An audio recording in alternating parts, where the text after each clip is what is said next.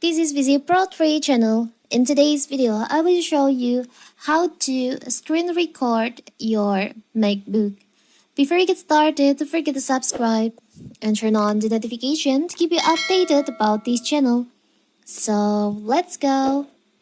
You may want to record your Mac screen to make a screencast tutorial, capture gameplay footage or video calls, create a business presentation, and more.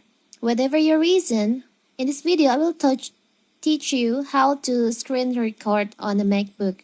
So to screen record on your MacBook, you can press on the shortcut button. The shortcut button is you can press the Command, Shift, and 5 button at the same time. So it will open your screen record toolbar like this. You can see on this under you can see here's the toolbar screen record because I have recording.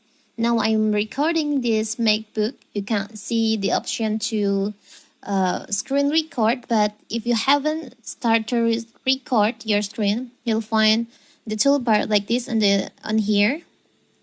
On the up of this toolbar, there's an option to record entire screen or just on the selected screen. You can just choose on the option to screen record that you want to start record.